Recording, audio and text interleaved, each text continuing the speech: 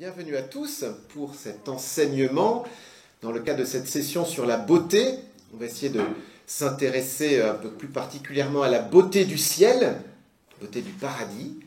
Et du coup, on va en profiter pour jeter un petit coup d'œil à ce qu'on appelle les fins dernières, donc ce qui nous attend après notre mort, non pas pour avoir peur, mais au contraire se réjouir et entrer dans un dynamisme. Ça vous va ? Oui. Très bien.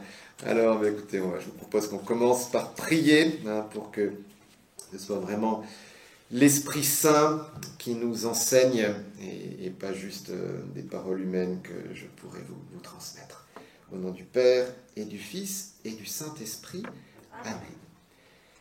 Oui, Esprit Saint, viens en nos cœurs, viens illuminer nos intelligences, viens toucher notre volonté, viens nous parler, que je puisse dire ce que tu veux que je dise, que chacun puisse se laisser toucher par toi directement, Seigneur.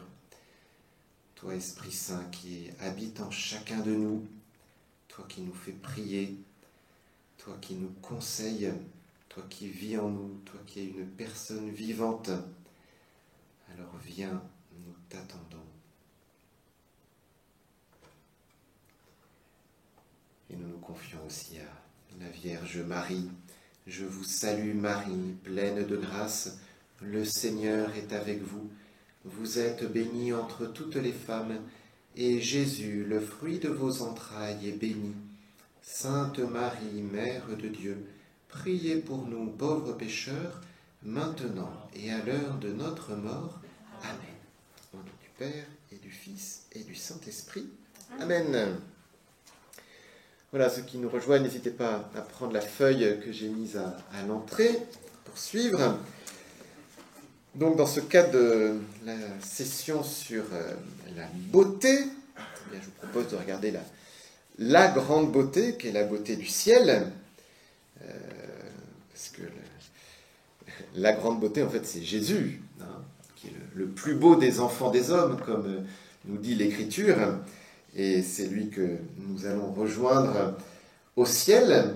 Et donc, en parlant de cette beauté du ciel, eh bien, on va en profiter pour parler un peu de ce qui nous attend à notre mort, d'une façon plus globale, plus générale. La première chose que je vous propose d'aborder, c'est de voir un peu rapidement les différentes étapes de la révélation de la résurrection. Parce que, bon, comme chrétiens, on est habitué à dire que, ben oui, à notre mort, ça ne s'arrête pas, ça continue, nous allons ressusciter. Mais ce n'est pas du tout une évidence. Vous vous rappelez peut-être, il y a un passage dans les évangiles où il y a un débat sur cette résurrection des morts. Est-ce que ça vous dit quelque chose, ce passage où il y a une catégorie de personnes qui vient trouver Jésus en lui posant une question? Et le sous-entendu de la question, c'est que comme la réponse est impossible, c'est donc qu'il n'y a pas de résurrection des morts. Est-ce que vous vous souvenez de ça? Ce sont les Sadducéens qui viennent trouver Jésus en disant, voilà, imaginons qu'une femme qui est mariée à un homme, cet homme meurt. Et selon la loi de Moïse, il faut que le frère épouse la femme pour lui donner une descendance. Mais il meurt encore sans donner de descendance. Alors c'est le troisième frère, etc. Et finalement, voilà, on va jusqu'à 7. Et la question, mais du coup, à la résurrection, mais supposez, il n'y a pas de résurrection, de qui va-t-elle être la femme? Parce qu'elle en a eu 7. Mais il y a une réponse de Jésus. Il y a une réponse de Jésus. Alors quelle est la réponse de Jésus? C'est qu'à la mort, il n'y a plus de mariage, on est tous comme des anges. Voilà, il répond cela. Et pour justifier cela, et on va détailler parce que il va falloir comprendre ce que c'est que être comme des anges, et puis on prend ni femme ni mari, qu'est-ce que ça veut dire, surtout quand on est marié, hein? Il y en a peut-être parmi vous qui sont mariés, bon. Mais l'argument de Jésus, c'est quoi? Vous vous rappelez, qu'est-ce qu'il cite, qu'est-ce qu'il dit? Il dit que Dieu, c'est le Dieu d'Abraham, d'Isaac et de Jacob, que Dieu n'est pas le Dieu des morts, mais des vivants. Et il ajoute même, vous êtes complètement dans l'erreur. Sympathique, n'est-ce pas? Mais voilà, pour dire, oui, Dieu c'est le Dieu des vivants, et donc tous vivent en effet pour lui. et par lui.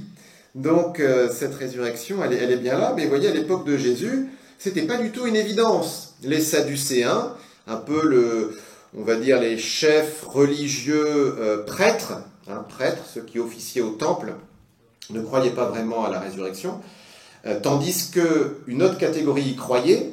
Vous vous souvenez de quelle catégorie? Qui souvent n'est pas présentée sous un jour très positif d'ailleurs dans les... Alors, pas les Samaritains, alors je ne sais pas très bien ce qu'ils croyaient, les Samaritains, mais les pharisiens.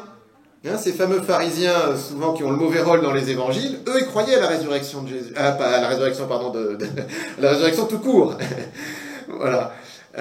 Et du coup, Saint Paul, je ne sais pas si vous vous souvenez de ce passage dans les Actes, donc Saint Paul est emprisonné, et il passe, alors je crois que c'est devant le gouverneur, je ne sais plus quel gouverneur, il me semble que c'est à Césarée maritime, et Paul remarque que dans l'assemblée, là, il y a des pharisiens et des sadducéens. Alors on lui demande de présenter sa défense, et il dit, moi, c'est en raison de ma foi en la résurrection des morts que je suis mis en accusation. Et du coup, tout le monde s'écharpe, il faut l'exfiltrer avec des soldats. Donc, c'était pas du tout une évidence, la résurrection. En fait, au départ, il n'y a pas du tout d'espérance. On a quelques textes de la Bible qui sont un peu témoins de cela. Par exemple, dans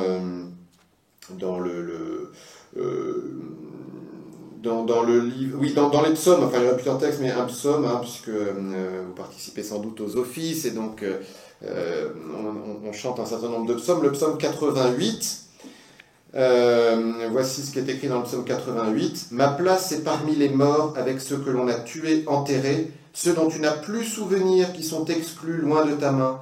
Fais-tu des miracles pour les morts, leur ombre se dresse-t-elle pour t'acclamer ?» Voilà, donc... un peu au départ, il n'y a pas beaucoup d'espérance. Puis, quand même, il y a cette idée que pourquoi pas, il y aurait comme une ombre, vous voyez, fais-tu des miracles pour les morts, leur ombre se dresse-t-elle pour t'acclamer, une sorte de survie, un peu, on ne sait pas très, très bien comment, dans un séjour des morts qui s'appelle le Sheol, le Sheol, ou les enfers. Attention, il faudra bien distinguer l'enfer au singulier des enfers. Les enfers au pluriel, c'est le séjour des morts, de ceux qui attendent la résurrection. Voilà. Puis vient quelque chose qui est comme une espérance de résurrection, mais non pas individuelle, mais un peu de tout le peuple. Par exemple...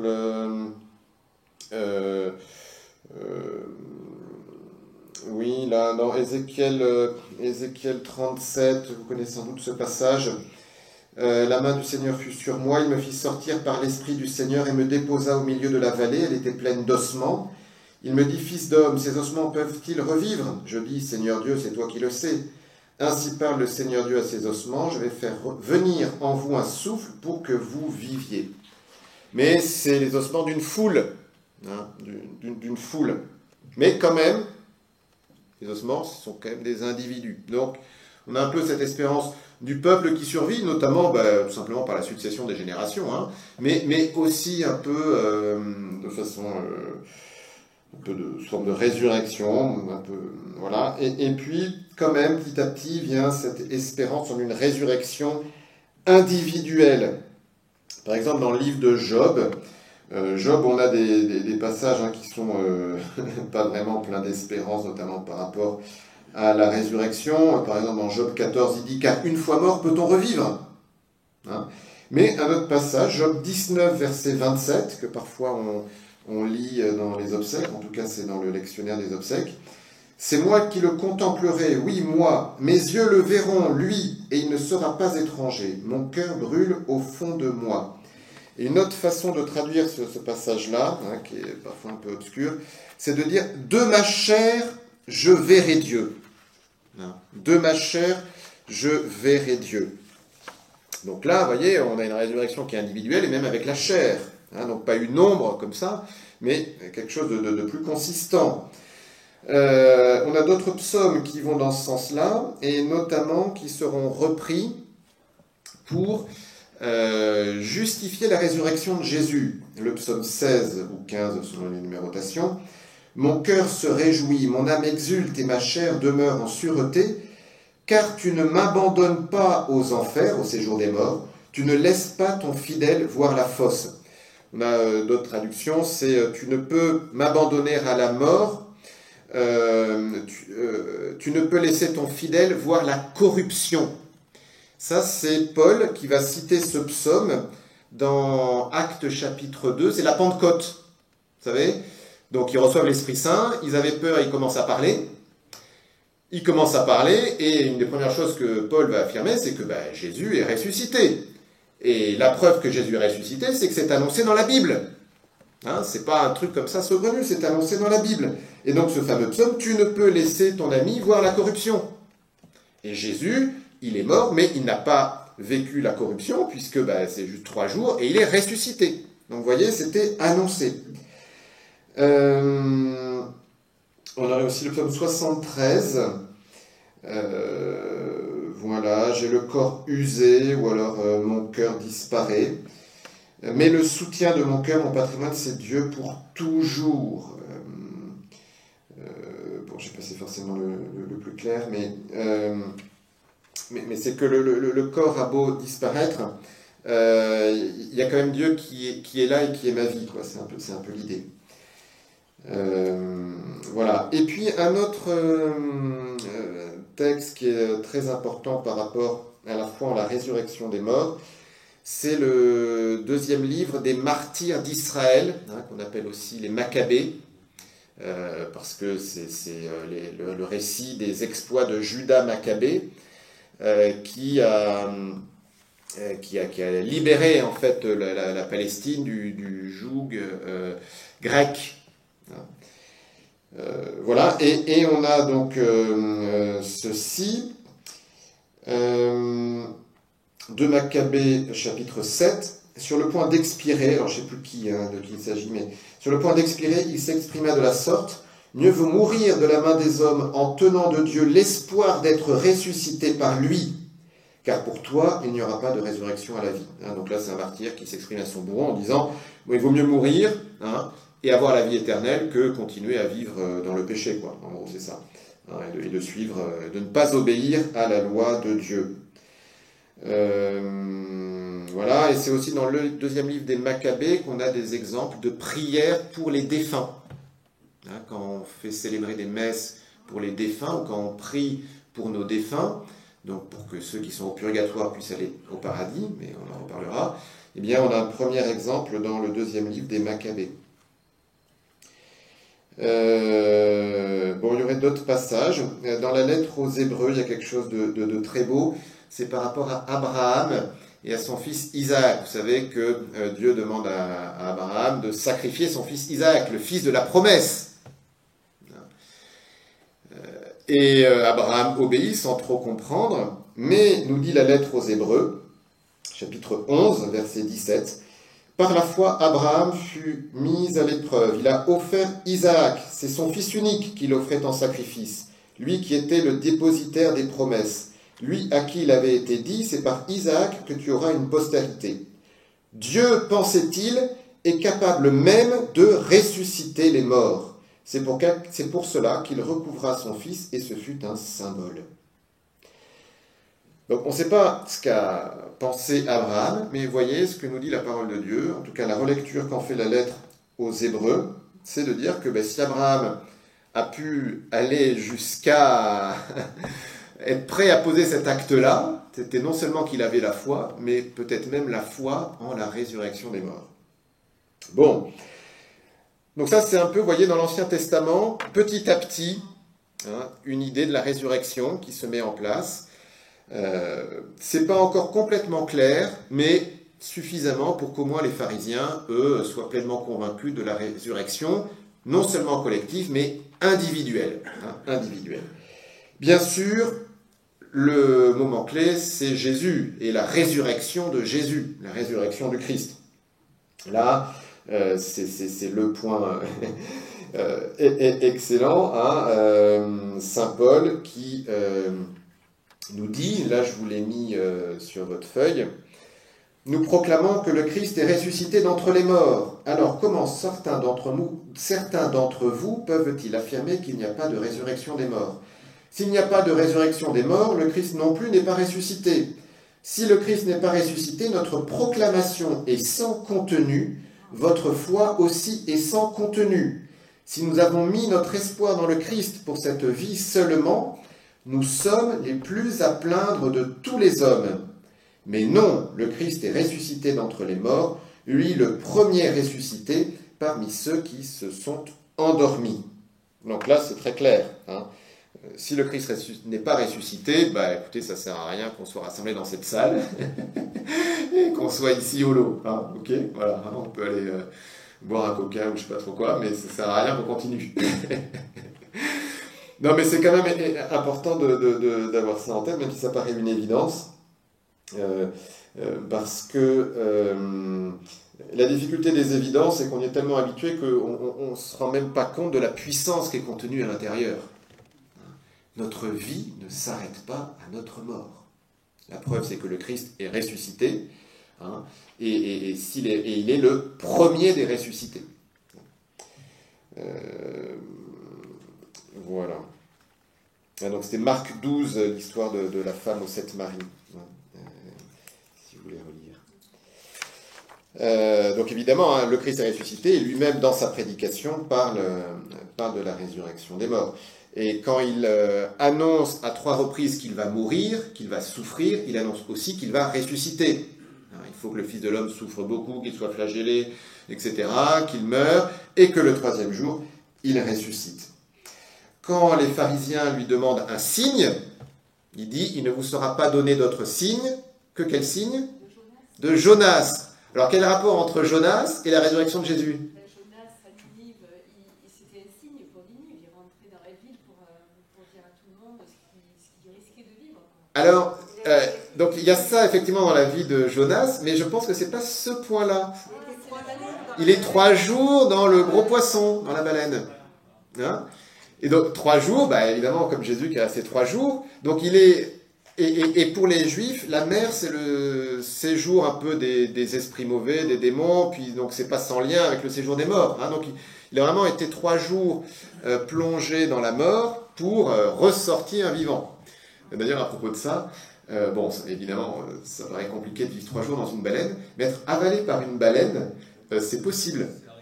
C'est arrivé, je sais pas, il y a 2-3 ans, moi j'avais vu une vidéo, là, puis même peut-être plus récemment, sur le Figaro, vous pouvez le voir, un plongeur, là, je sais pas, non, un nageur, là, qui était, puis hop, il est avalé, puis il est recraché 30 secondes après, mais enfin, je pense que les 30 secondes, ça devait être un peu spécial, quand même. Mais donc, voilà, signe de Jonas, donc, signe pour annoncer la résurrection. Voilà. Bon, donc, dans la résurrection du Christ, notre résurrection, et résurrection évidemment unique, la réincarnation, il n'y a rien dans la Bible qui va dans ce sens-là, bien au contraire. Bien au contraire. Vous voyez par exemple, c'est un exemple intéressant ça, c'est Élie. Élie, le prophète Élie. Bon. Sur la montagne de la transfiguration, qui c'est qui apparaît autour de Jésus? Il y a Moïse et Élie. Moïse et Élie sont les deux qui entourent Jésus à la transfiguration. Donc, vous voyez, pas un Dieu des morts mais des vivants, Moïse et Élie sont vivants, puisqu'ils sont même en train de discuter avec Jésus, et on sait même de quoi ils parlent. Je ne sais pas si vous vous souvenez de ça. Dans le texte, on dit qu'il parle de l'exode de Jésus à Jérusalem, donc en fait, un peu de sa passion. Voilà. Mais Élie, vous voyez, et pour autant, on a des passages qui annoncent que Élie doit revenir d'abord avant le Fils de l'homme. Et c'est ce qui se passe. Et Jean-Baptiste, Jésus nous dit que l'Élie qui doit venir, c'est Jean-Baptiste. Et vous voyez, Jean-Baptiste, c'est pas la réincarnation d'Élie. C'est Jean-Baptiste, mais il vient avec la puissance d'Élie, il vient pour faire un peu la même mission, si vous voulez. Mais ce n'est pas une réincarnation d'Élie. Hein. Et d'ailleurs, quand on interroge Jean-Baptiste, ça c'est dans Saint Jean, on lui demande « Est-ce que tu es Élie ?» Il dit « Non, je ne suis pas Élie. » Ok, vous voyez? Bon, voilà, en tout cas un exemple hein, pour illustrer ce point-là. Notre vie est absolument unique. Bon, du coup, il y a quand même un certain enjeu. Quoi. C'est pas comme un jeu vidéo. Bon, je me suis pris le mur en voiture, ben, c'est pas grave, je relance le jeu. Et voilà, là, bon, il y a un petit enjeu quand même. Alors, les fins dernières. En fait, il y a 4 fins dernières.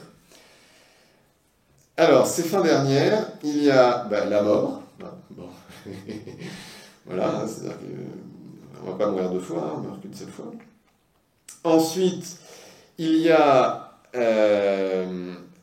le ciel, l'enfer et puis le jugement dernier. Ce sont les 4 fins dernières. Alors, vous dire ces 4 fins dernières-là, ça ne vous pose pas une question? La mort personnelle, le ciel, l'enfer et la fin des temps, le jugement final. Comment?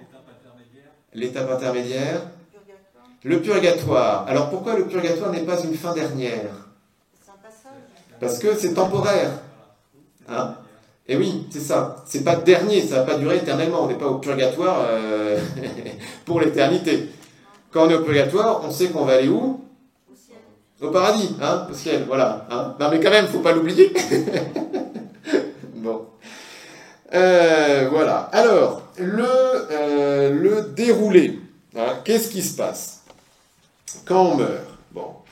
La définition de la mort, c'est la séparation de l'âme et du corps. Ok. Le corps, il vient de la poussière. Jusque-là, il n'y a pas de scoop. Tandis que l'âme continue de vivre. Ok, ça va, c'est pas un scoop non plus. Donc, ce qui déjà veut dire quelque chose sur notre humanité. Nous ne sommes pas juste un animal. Nous avons une âme spirituelle qui est un reflet de Dieu en nous, mais qui est aussi notre personnalité. Dieu habite le centre de notre âme.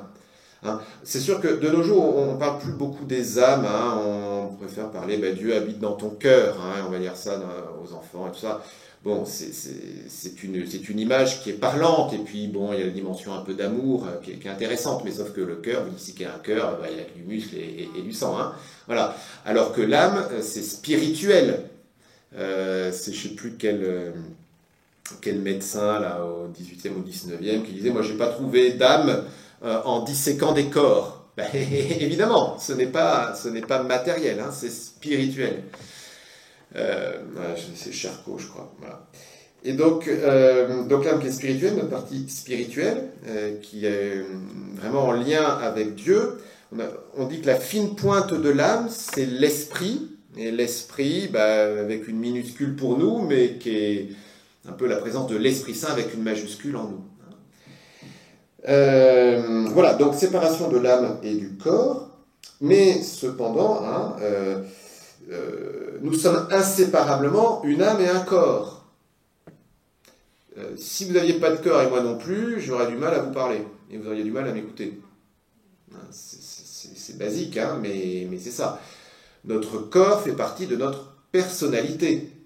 Alors on est plus ou moins à l'aise avec notre corps, ça c'est possible, mais n'empêche que ça fait partie de nous.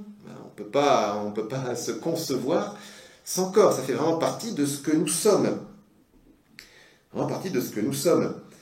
Je sais pas, pour prendre un exemple, on peut pas imaginer, je sais pas, moi j'aime bien le cyclisme, hein, Thibaut Pinot, où son corps de cycliste, ça fait partie de sa vie, quoi.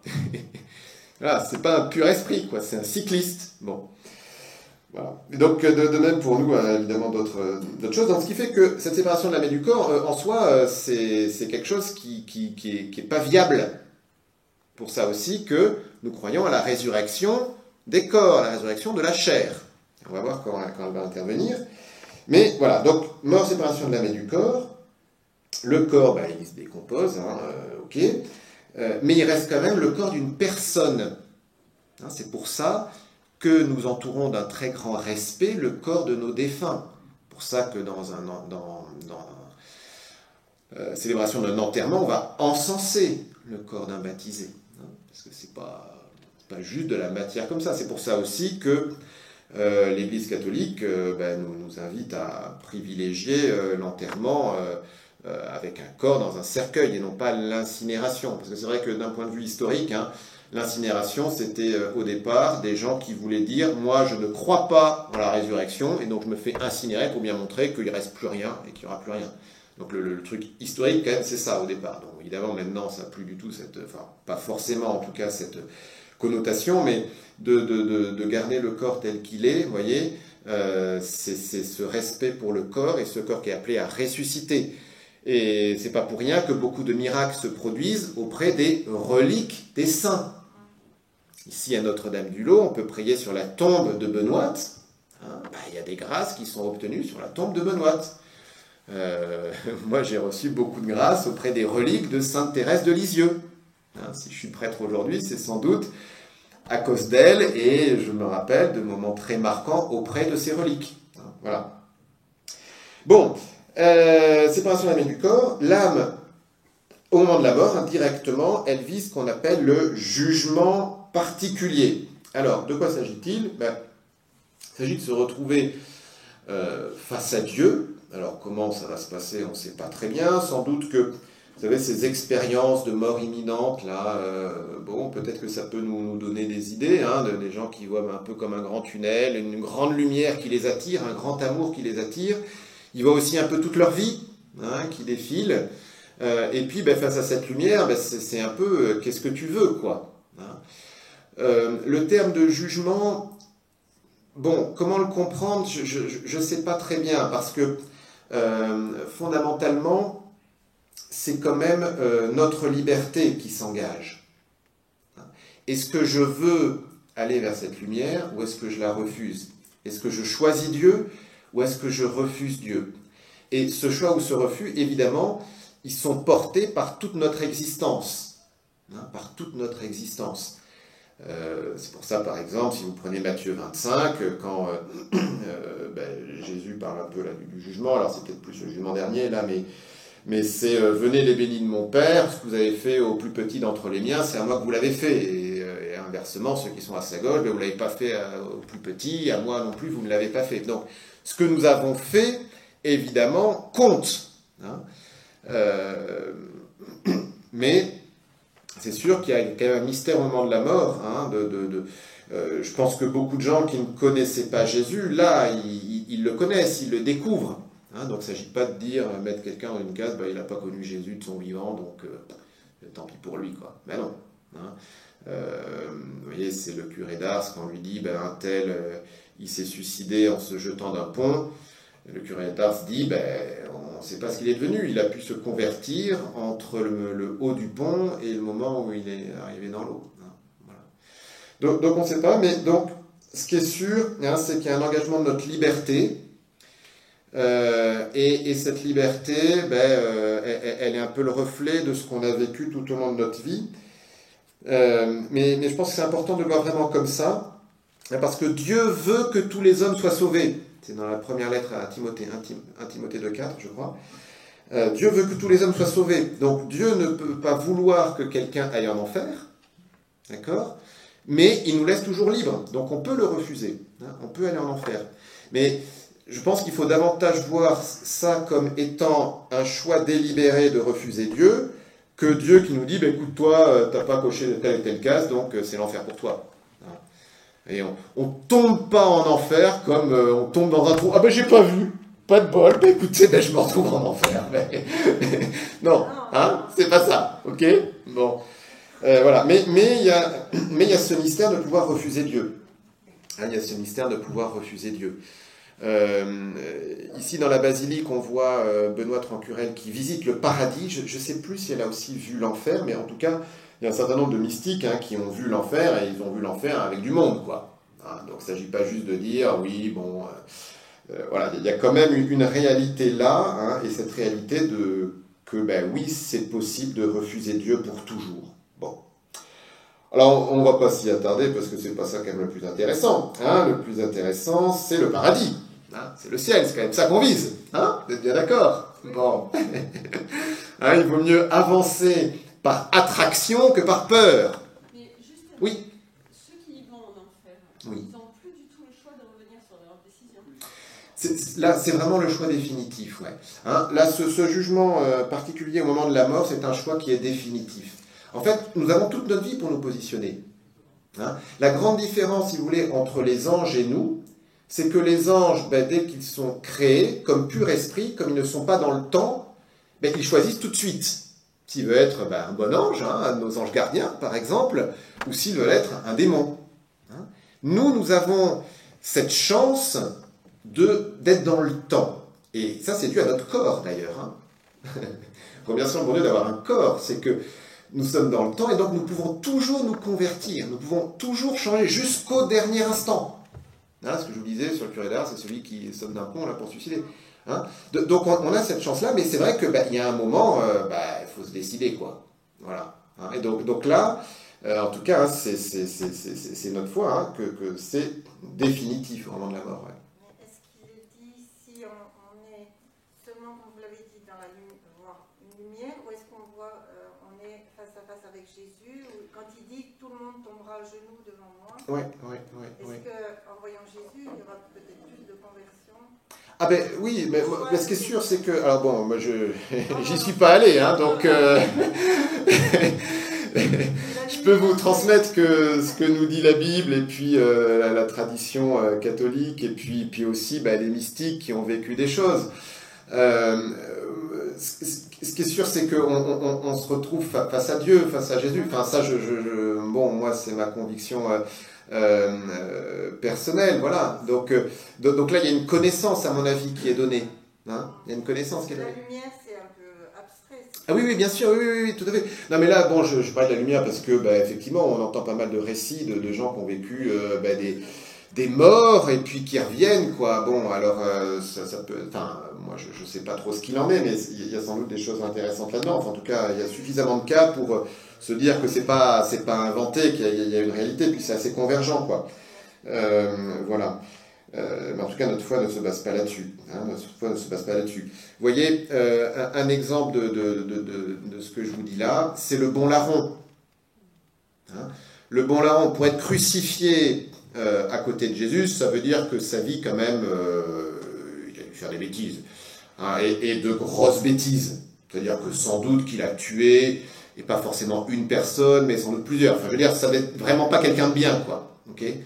Bon, en voyant comment Jésus meurt, il dit, souviens-toi de moi quand tu viendras dans ton royaume. Hein, donc il fait un acte de foi, que ce Jésus, c'est pas n'importe qui, et que le royaume dont a parlé Jésus, ça va se réaliser, et puis comment, il ne sait pas forcément très bien, mais sans doute un peu au ciel, quoi. Et Jésus lui répond, aujourd'hui, tu seras avec moi dans le paradis. Aujourd'hui. Hein. Donc vous voyez, cette question de la mort, là, c'est à cet instant-là, directement, que se passe quelque chose. L'entrée dans le paradis, c'est directement à la mort, aujourd'hui. Hein. Vous voyez ? Donc c'est là où il y a ce choix qui a une conséquence immédiate hein, et qui a une conséquence éternelle. Le paradis, je vais en dire un peu plus. Le purgatoire, et donc avant de détailler le paradis, le purgatoire, là, c'est pas compliqué. C'est, en gros, on a choisi Dieu, mais il y a encore un peu de ménage à faire, quoi. Hein, voilà. On a par exemple, alors attendez, il y avait là, ouais c'est ça. Oui, on a différentes choses dans la Bible hein, qui peuvent illustrer cela. Par exemple, 1 Corinthiens 3, verset 15, d'ailleurs je vous ai mis la référence. Hein. Avant d'aller au paradis, si notre âme a encore besoin d'apprendre à aimer, elle se purifie de ses péchés au purgatoire, comme à travers le feu. Hein.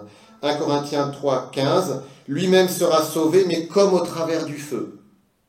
Donc un salut, mais avec ce feu qui purifie. Feu qui purifie, mais qui est le feu de l'amour, hein, de l'amour divin. Et même notre propre amour.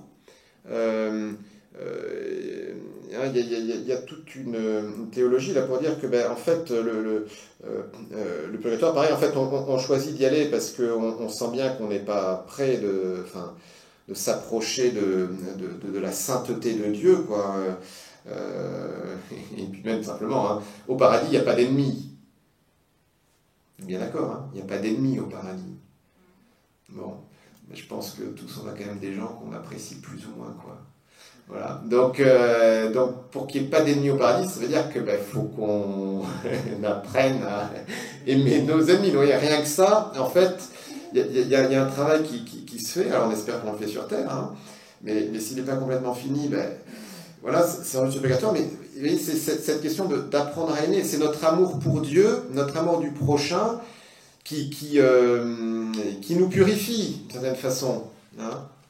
On sent que, oui, on veut aimer comme Dieu nous aime, mais il y a encore des choses qui nous freinent, et donc ça, il faut qu'on le fasse sortir, quoi. Vous voyez, c'est Saint Jean de la Croix qui prend cette image dans la nuit obscure, parce qu'évidemment, hein, cette purification, elle peut se passer au purgatoire, mais on espère qu'elle se fait au cours de notre vie, au fur et à mesure que nous cherchons à aimer davantage. Hein. Saint Jean de la Croix, il prend cette image d'une bûche qu'on met dans le feu, dans une cheminée. Si vous avez une cheminée chez vous, vous mettez une bûche. Surtout si elle est un peu humide, au départ ça fume, hein.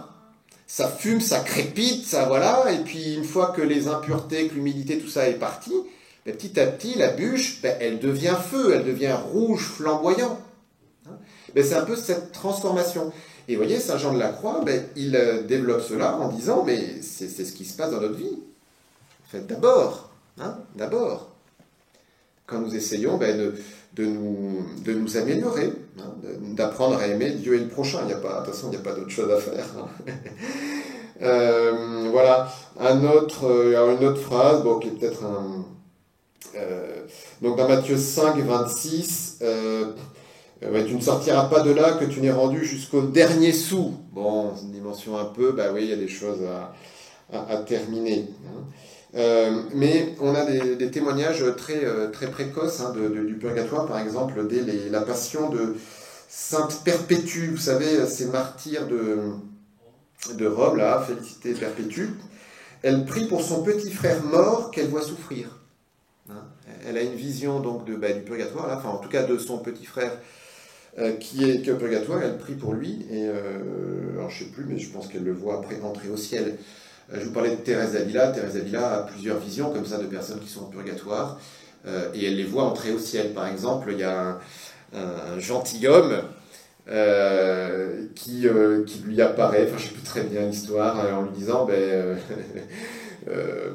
Sœur Thérèse, écoutez, je ne sais pas où c'est Dieu qui dit, elle le voit au purgatoire, et puis Dieu lui dit, mais pour qu'il entre au ciel, il faut que tu fondes un monastère. Pas rien quand même. Hein. Et le jour où la première messe est célébrée dans ce monastère qu'elle fonde, elle voit l'âme de cet homme monter au paradis. Bon, mais évidemment, hein, le but du jeu, c'est d'aller au paradis direct. Hein. Ok. C'est quand même plus sympathique. Mais en tout cas, c'est pour cela que nous prions pour les défunts. 2 Maccabées, chapitre 12, verset 46. Voilà pourquoi alors là il s'agit de Judas Maccabée, donc voilà pourquoi il fit faire ce sacrifice expiatoire pour les morts, afin qu'ils fussent délivrés de leurs péchés.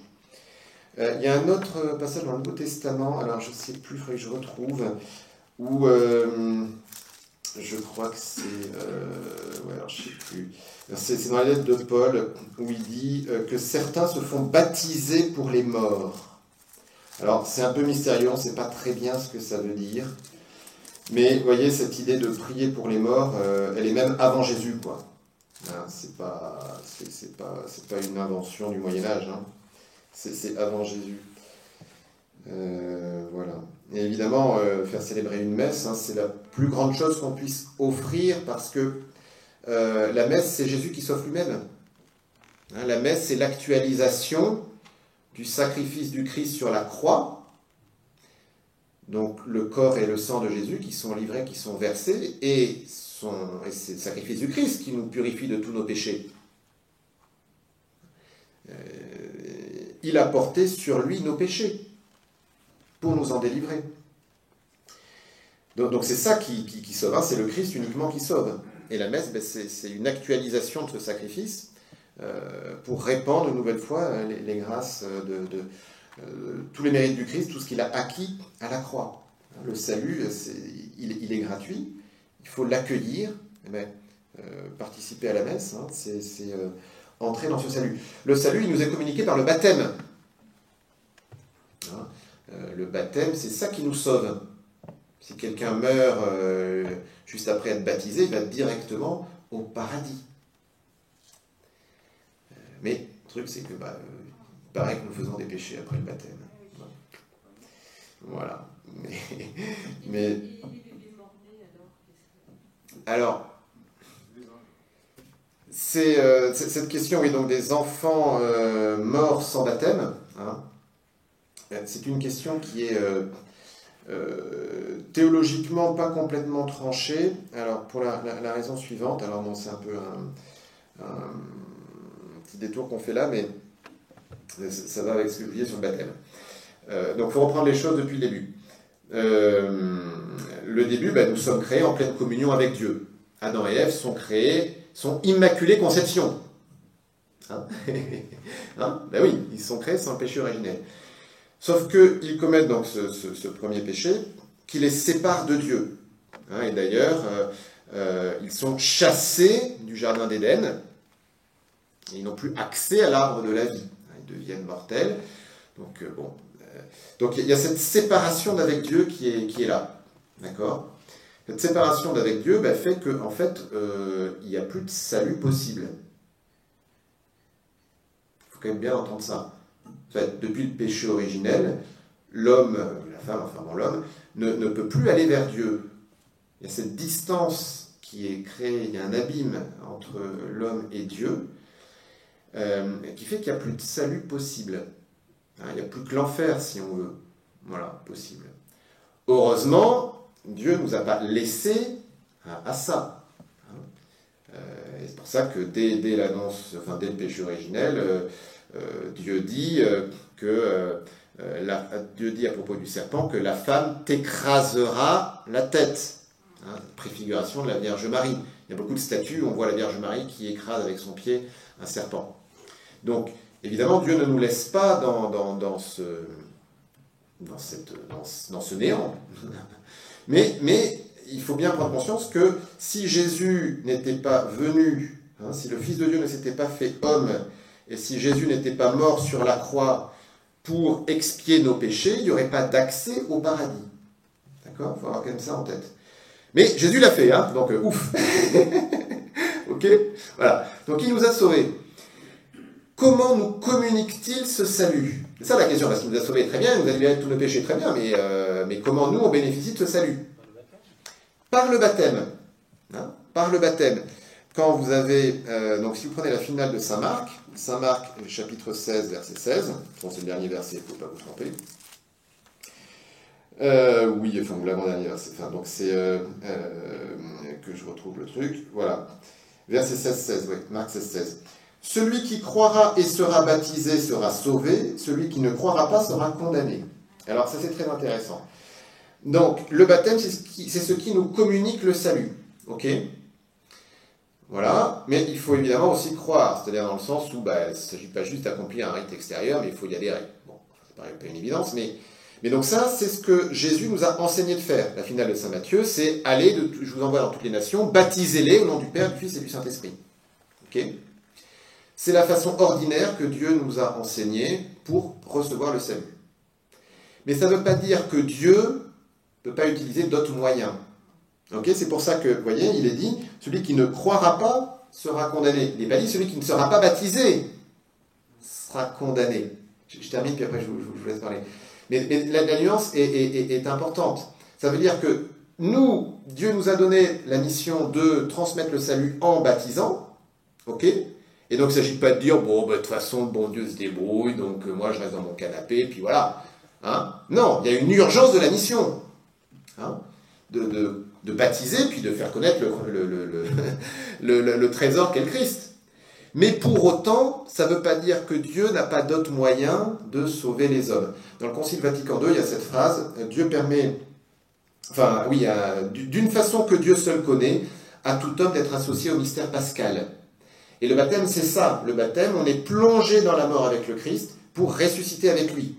Et c'est symbolisé par le fait d'être plongé dans l'eau. Alors, on peut mettre juste 3 gouttes sur le front, mais quand on est plongé par immersion, et ça rejoint un peu la baleine de Jonas, on est plongé dans la mort, tout ce qui meurt, ce sont nos péchés, et on ressuscite, on sort de l'eau pour la vie de ressusciter, la vie d'enfant de Dieu avec le Christ. Donc ça, voilà. Donc ça se réalise dans le baptême, mais Dieu peut le faire vivre d'une façon qui ne nous a pas forcément expliqué à d'autres personnes. Alors, je reviens maintenant spécifiquement à la question des enfants morts sans baptême. Le truc, c'est que si le baptême est... voilà. Quelqu'un qui rentre dans le monde, il naît, N-A-I, accent circonflexe T, avec le péché originel, donc dans cet état de séparation d'avec Dieu. Le baptême étant ce qui nous en libère, si on n'est pas baptisé, du coup, il y a cet état de séparation d'avec Dieu. Alors, le truc, c'est quand même, un petit bébé, il n'a pas fait de péché, quoi. Donc c'est pour ça qu'on avait inventé ce concept de limbe, en disant, oui, mais alors, ils ont le péché originel, mais en même temps, ils n'ont pas fait de péché personnel. Alors, donc ils ne peuvent pas aller au paradis, mais en même temps, ils ne peuvent pas aller en enfer. Vous voyez, bon, donc on s'est dit, il y a peut-être un état intermédiaire, les limbes, voilà, où qu'on ne sait pas très bien quoi en dire, mais voilà, bon.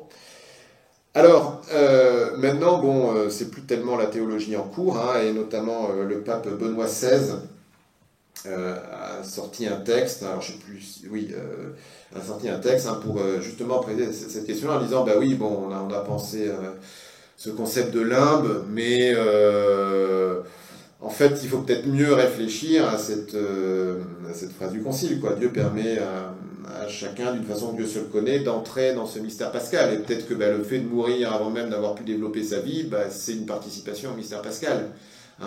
Et puis, il y a aussi la question de la volonté des parents. Sans compter qu'eux, ils sortent aussi de l'eau, quand même. Eux sortent aussi de l'eau ? Oui. Ah oui, en naissant. La planche des eaux, bien sûr. Oui, d'accord, oui. Je sais pas, après, c'est Oui. peut-être... Oui. Mais ça me vient là, maintenant. Ouais. Et puis, il y a aussi un autre point, c'est les saints innocents.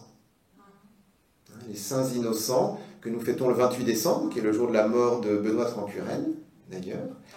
Elle est morte le 28 décembre. Donc, la fête des saints innocents, on les fête comme saints, alors qu'ils sont morts avant l'âge de 2 ans. Okay, voilà. Et ce qui est très beau, c'est que dans l'oraison de la messe de la fête des saints innocents, on dit qu'ils ont témoigné du Christ non pas par la parole, mais par leur mort, leur simple mort. Ils sont martyrs non pas par la parole, mais par leur mort. Bon, donc tout ça pour dire qu'en gros, on n'en sait rien, mais on ne se fait pas trop de soucis pour penser qu'ils sont au paradis, quoi. D'accord, j'aurais pu dire tout de suite la phrase finale. Mais je pense que c'était intéressant quand même de dire toutes les choses avant, parce que ça explique aussi ce qu'on a pu penser jusqu'à maintenant, même si on ne se faisait pas trop de soucis non plus, l'importance du baptême, mais en même temps que Dieu peut faire autrement, mais qu'en même temps il s'agit d'évangéliser. Enfin voilà. Vous vouliez dire quelque chose, monsieur ? C'est globalisé. Il n'y a pas que les baptisés qui pourront effectivement être sauvés. Eh bien, bien sûr.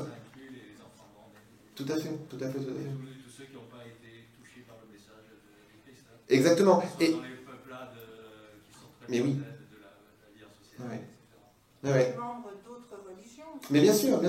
C'est pour ça, vous voyez, quand on essaie de réfléchir un peu là sur ce jugement particulier, quand on se retrouve face à Dieu au moment de la mort, je pense intéressant de se dire, oui, là, on voit Jésus dans ce qu'il est, tel qu'il est réellement.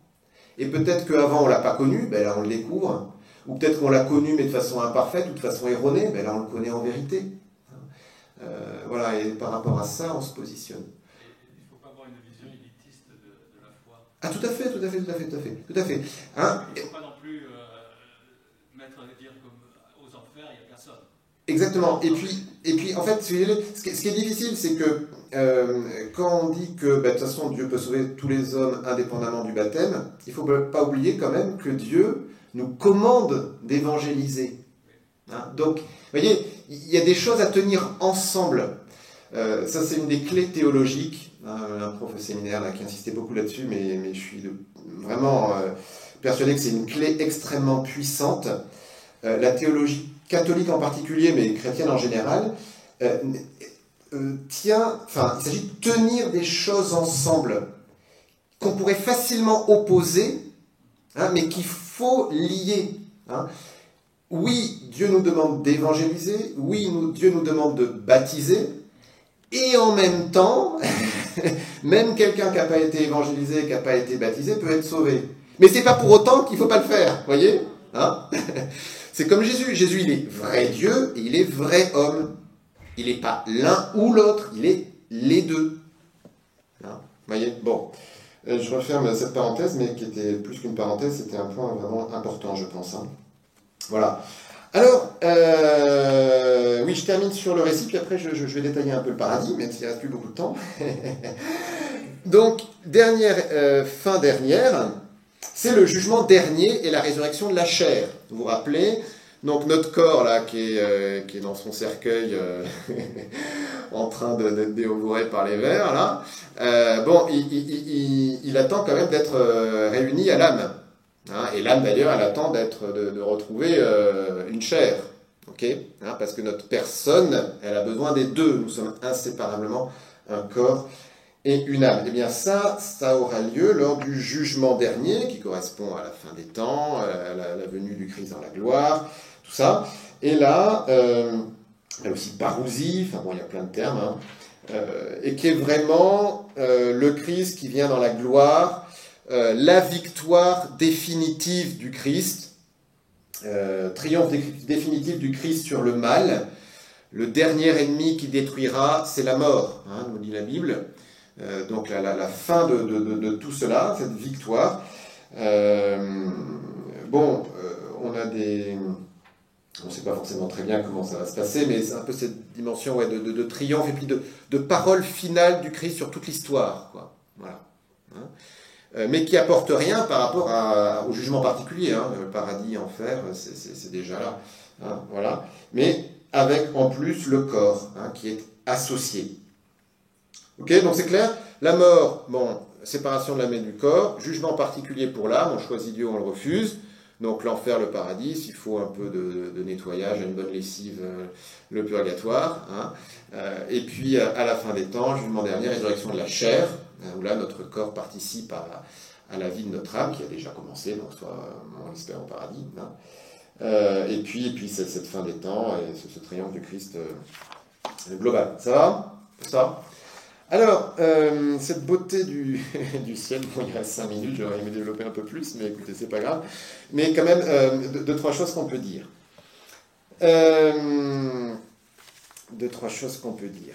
Le paradis, comment imaginer le paradis, puis comment imaginer peut-être aussi la résurrection de la chair.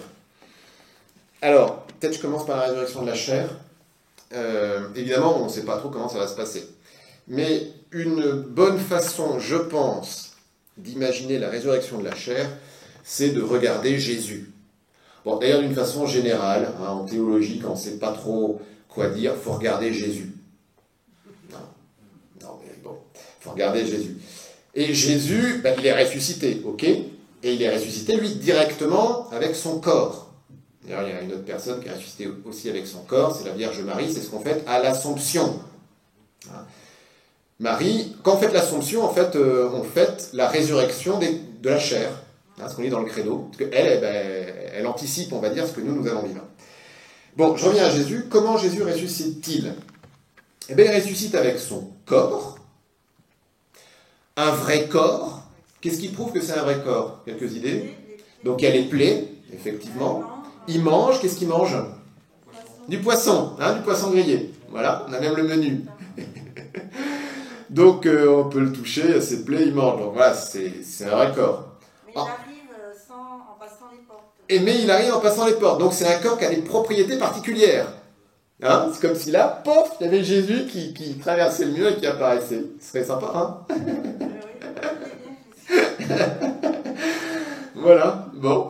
Donc un corps qui a des propriétés particulières.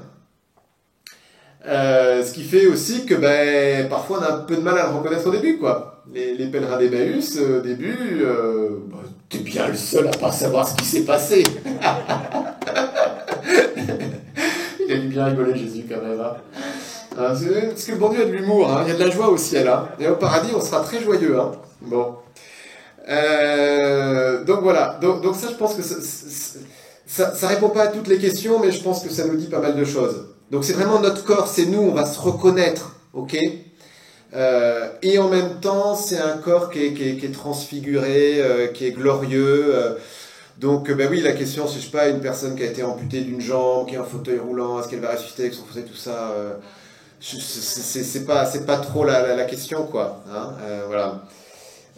Et puis, autre chose aussi, c'est que on ressuscite avec tout ce qui fait notre être. Enfin, vous voyez, Jésus qui ressuscite avec les stigmates, moi je trouve ça merveilleux, parce que ce sont des stigmates qui sont devenus glorieux, lumineux.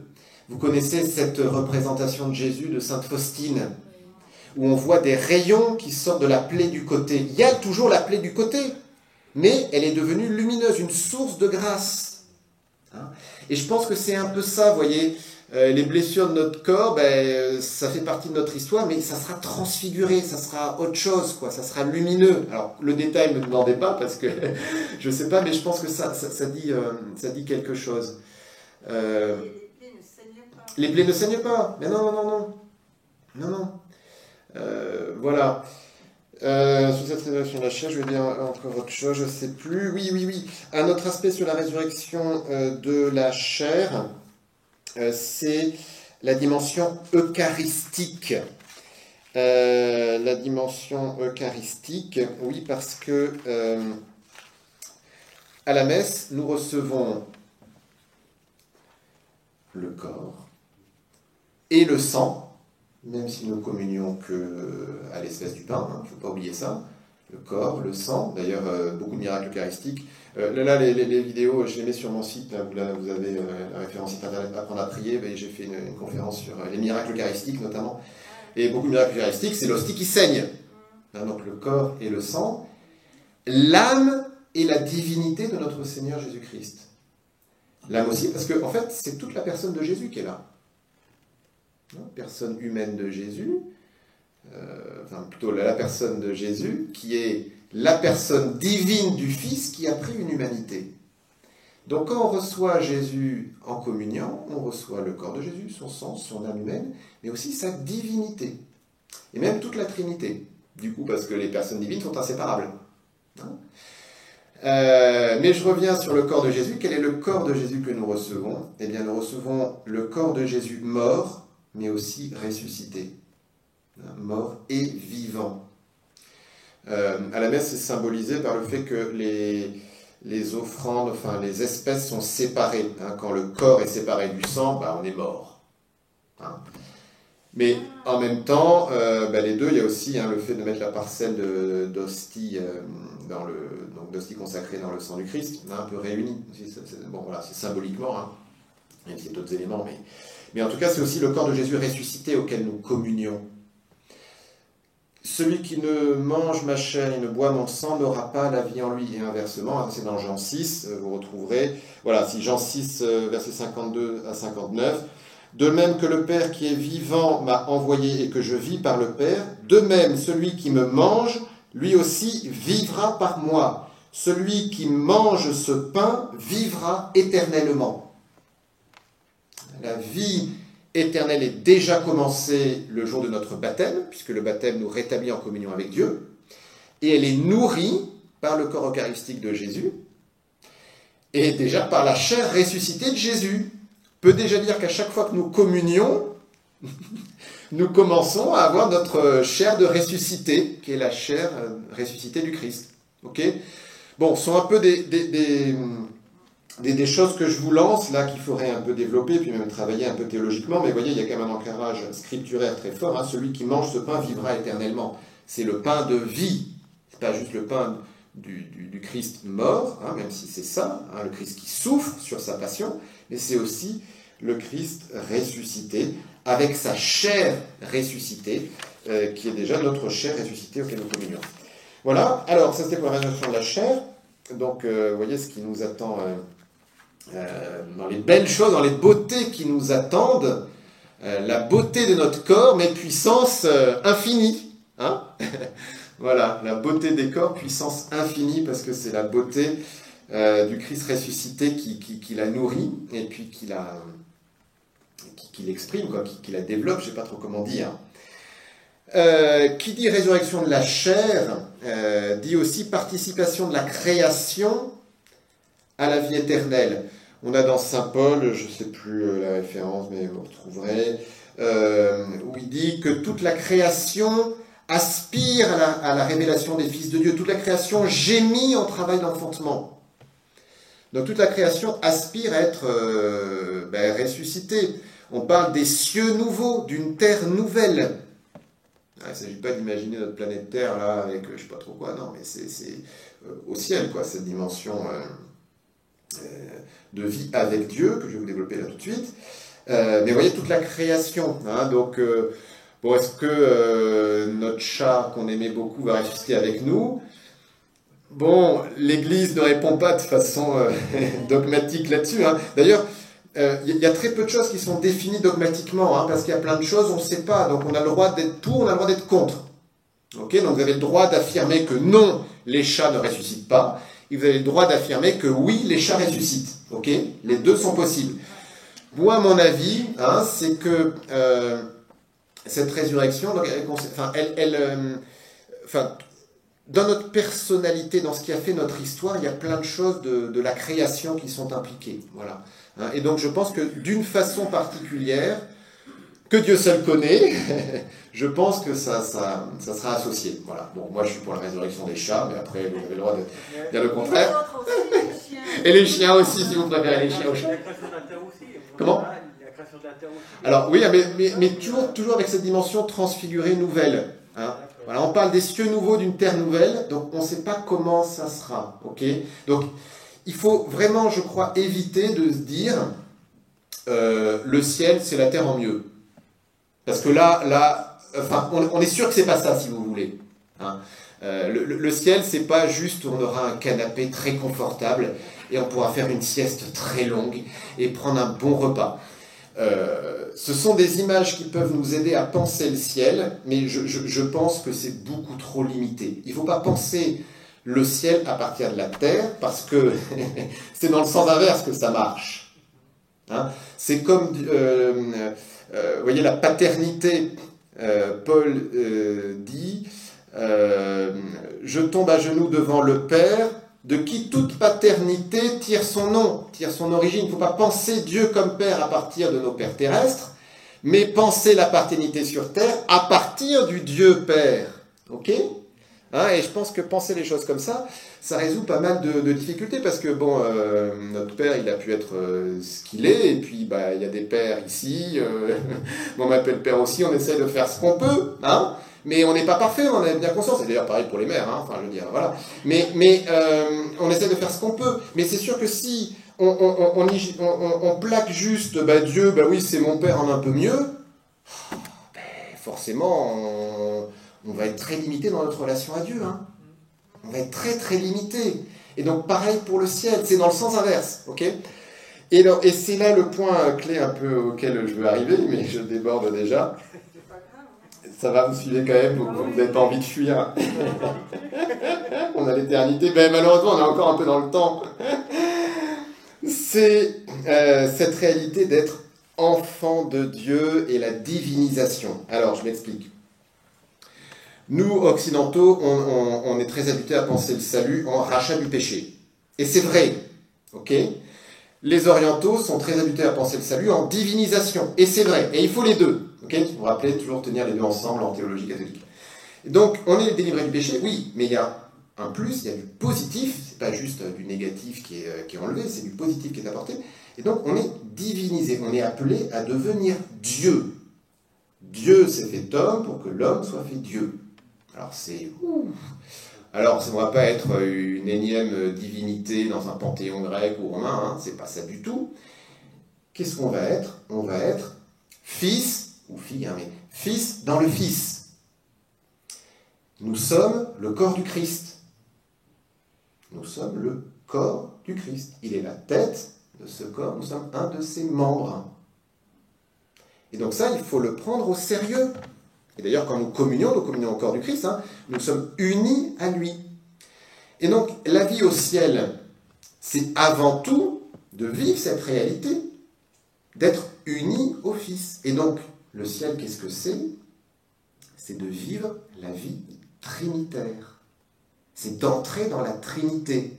Je crois que si on peut dire plein de choses sur le ciel, on peut imaginer plein de choses, mais si on ne part pas de cette réalité-là, première, fondamentale, on est juste à imaginer, je vous dis, le transat dans un beau paysage, quoi. Donc c'est la vie avec Dieu. Donc ça veut dire quoi? Ça veut dire que le Fils... La vie trinitaire, qu'est-ce que c'est la vie trinitaire? C'est le Père qui aime immensément son Fils, qui lui donne tout, qui lui donne tout son être. Et d'ailleurs, il n'y a qu'un seul Dieu. L'essence divine, elle est unique. Bon. Donc, il se donne entièrement au Fils. Le Fils, il est comblé d'amour par le Père. Et quel est son réflexe? C'est d'aimer le Père en retour. Et l'amour échangé entre le Père et le Fils, cette spiration d'amour, c'est l'Esprit Saint. C'est un amour tellement fort que c'est une personne même.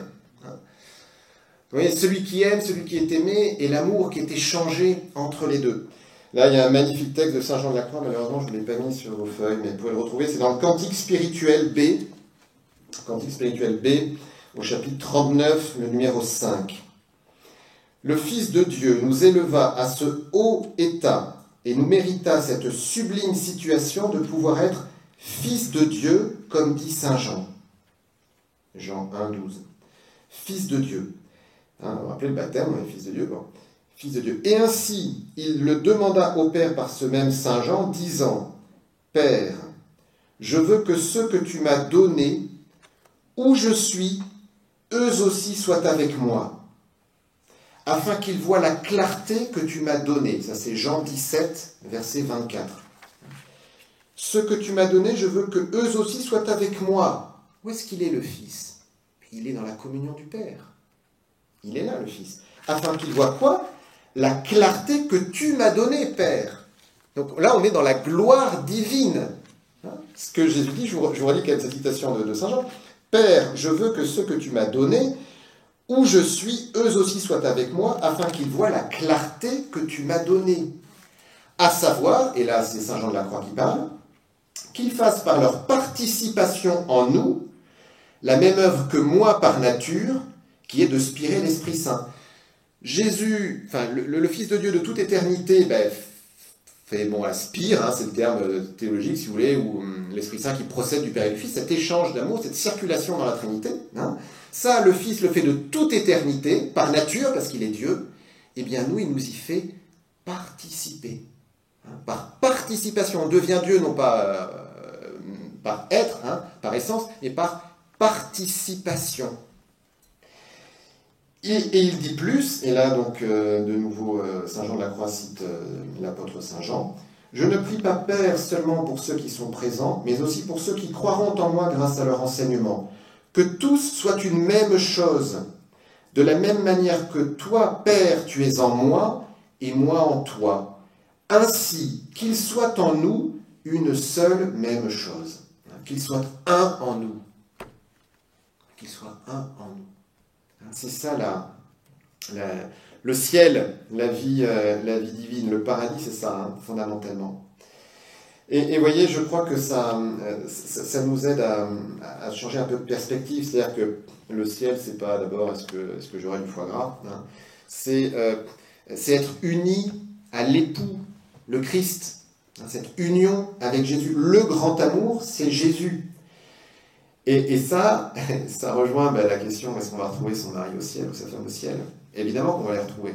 Mais on va les aimer d'un amour dont on n'a jamais aimé avant. Un amour infini, parce qu'on aimera avec l'amour même de Dieu. Mais on ne prend ni femme ni mari au ciel parce que le mari, c'est Jésus. Vous voyez, il ne s'agit pas de mettre en concurrence des amours, mais c'est juste que c'est pas le même plan, c'est pas la même chose. Donc, évidemment qu'on aimera son conjoint au ciel, on l'aimera infiniment plus que l'amour le plus grand qu'on a pu avoir pour lui ou pour elle sur terre. Mais ça sera dans cet amour encore plus grand, qui est l'amour divin, qui nous unit, nous l'épouse du Christ, au Christ l'époux. Vous voyez ? Du coup, oui, ça relative aussi certaines questions. Par exemple, la durée. Je crois que c'était, je sais plus quel cinéaste, là, Woody Allen, je crois qu'il disait, ouais, l'éternité c'est très long, surtout sur la fin. Bon, alors c'est marrant, mais c'est juste que ça n'a aucun rapport avec ce dont on parle. Vous voyez, quand on parle de partager la vie de Dieu, ça n'a juste aucun rapport. Dieu, il est en dehors du temps. Ok ? Bon. Et voilà. Et tout ça, c'est possible parce que Jésus est entré au ciel avec son humanité. C'est la fête de l'Ascension. La fête de l'Ascension, c'est pour la première fois dans l'histoire de l'humanité, puis même de l'existence de Dieu, même, je ne sais pas si on peut parler d'histoire pour Dieu, parce qu'il est en dehors du temps, mais il y a une humanité qui est entrée dans la vie divine, qui est l'humanité du Christ. Et nous, comme hommes, nous entrons dans cette humanité de Jésus, et nous entrons dans cette vie divine. Ça va ? Voilà, je vais m'arrêter là. J'avais mis un truc sur l'appel à devenir saint. Oui, parce que j'espère que ça vous donne envie.